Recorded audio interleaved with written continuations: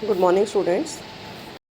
तो जो टॉपिक चल रहा था रिटेल फॉर्मेट का, उसमें हमने स्टोर बेस्ड फॉर्मेट किया था, है ना। आप देखिए नेक्स्ट टॉपिक है छोटा सा नॉन स्टोर बेस्ड फॉर्मेट। आप देखो नाम से पता चल रहा है नॉन स्टोर, मतलब जिसके पास कोई स्टोर ना हो और जो डायरेक्टली सेल ना करता हो कंज्यूमर्स को।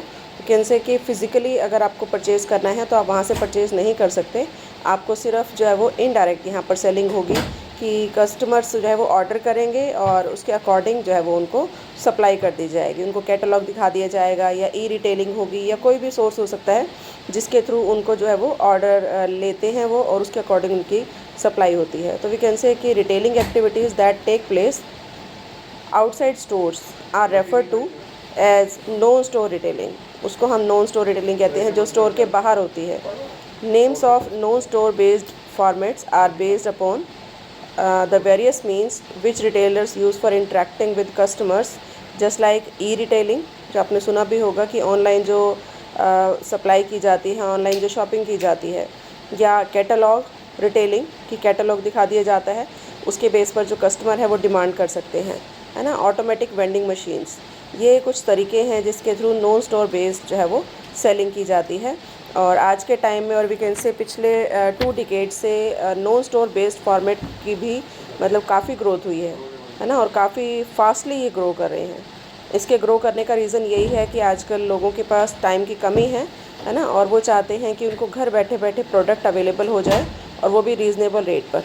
इसकी वजह से जो है वो ये स्टोर ज़्यादा ग्रो कर रहे हैं। और we can say increasing number of women workers, है ना, क्योंकि मोस्टली जो परचेजिंग है वो कौन करती हैं, वुमेंस करती हैं, और वो जब बिज़ी हैं तो फिर वो कहाँ से परचेजिंग होगी, ऑनलाइन। तो देखिए सबसे पहला इसमें जो रिटेलिंग के मेजर टाइप्स हैं, उसमें देखिए फर्स्ट वन आता है ई रिटेलिंग। आप देखो ई रिटेलिंग रिटेल फॉर्मेट का वो फॉर्मेट है जिसमें जो रिटेल सेलर्स हैं वो क्या करते हैं कि इंटरनेट के माध्यम से ही, इंटरनेट के थ्रू ही वो बातचीत करते हैं कस्टमर्स के साथ, है ना। और कॉस्ट कम होती है तो इसलिए जो कस्टमर्स हैं वो भी अट्रैक्ट होते हैं। तो कंप्यूटर सॉफ्टवेयर या computer hardware, books, CD, video, है ना, या गिफ्ट, ज्वेलरी, टॉयज़, इनको जो है वो ई रिटेलिंग से ही सेल किया जाता है ना। तो इसलिए हम कह सकते हैं कि नॉन स्टोर्स जो सेल्स हैं आर ग्रोइंग वेरी फास्टर, बहुत ज़्यादा रेट से जो है वो ग्रो कर रही हैं।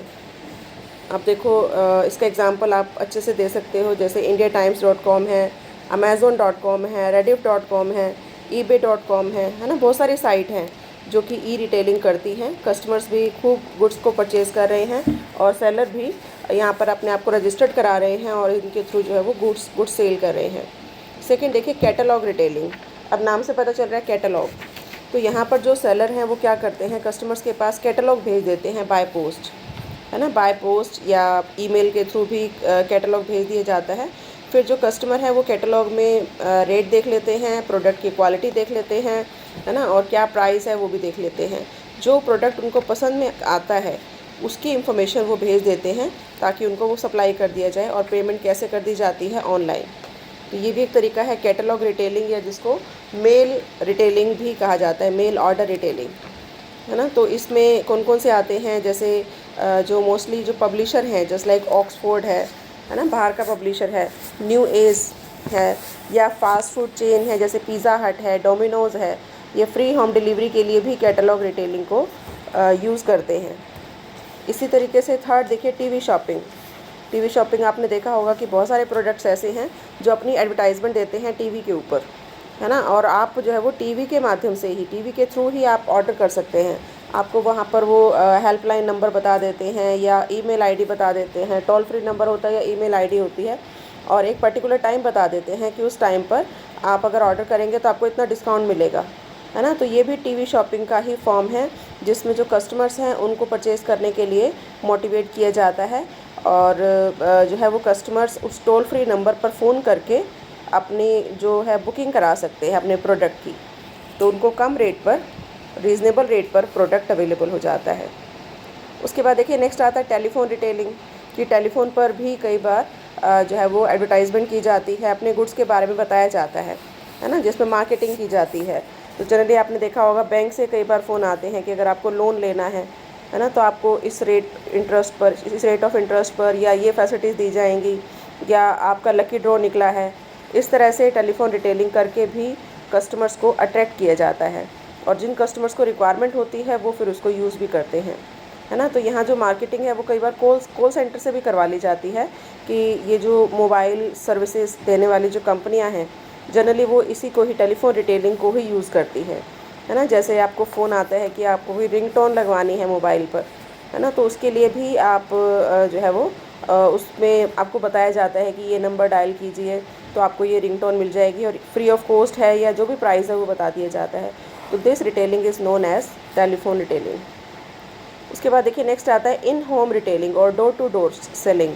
तो ये भी आपने देखा होगा कि कई बार आपके घर पर कुछ सेलर्स आते हैं जो आपको ये कहते हैं कि कंपनी से आपको ये प्रोडक्ट इतने का मिलेगा, लेकिन हम आपको इस रेट पर अवेलेबल करा रहे हैं। तो वो कई बार कंपनी ही उनको डोर टू डोर या होम रिटेलिंग के लिए भेजती है। उसका पर्पस क्या होता है? सेल को बढ़ाना, है ना। तो वो क्या करते हैं, घर पर ही आपको उसका डेमो देते हैं प्रोडक्ट का। अगर आपको पसंद आता है तो आप जो है वो उसको परचेज़ कर सकते हैं। तो इस फॉर्मेट को हम क्या कहते हैं? होम रिटेलिंग या डोर टू डोर रिटेलिंग। इसके लिए जो हाउस होल्ड क्लीनिंग प्रोडक्ट्स हैं उसमें इसको यूज़ किया जाता है, या जो फ्रूट्स हैं वेजिटेबल्स हैं उसके लिए भी किया जाता है, या एक जो वैक्यूम क्लीनर की कंपनी है यूरेका फॉब्स, है ना, वो भी अपने प्रोडक्ट को सेल करने के लिए डोर टू डोर सेलिंग जो है वो यूज़ करती है। उसके बाद देखिए नेक्स्ट आता है ऑटोमेटिक वेंडिंग। अब ये जो ऑटोमेटिक वेंडिंग है ये एक ऐसी मशीन है जो जिससे आपको जो भी प्रोडक्ट चाहिए, है ना, जो इस मशीन को यूज़ करता है वो प्रोडक्ट आप ले सकते हैं with the help of coins. You have to put the coins in this machine और आपको जो चाहिए वो मिल जाता है। तो जनरली आप देख सकते हैं जो एटीएम की मशीन है, एटीएम डिस्पेंसिंग मशीन, वहाँ पर भी आप क्या करते हैं, अपना एटीएम कार्ड डालते हैं, है ना, और आप अपना कैश निकाल सकते हैं। तो ये क्या है? Automatic vending machine. इसी तरीके को रिटेल मार्केट ने भी यूज़ किया है।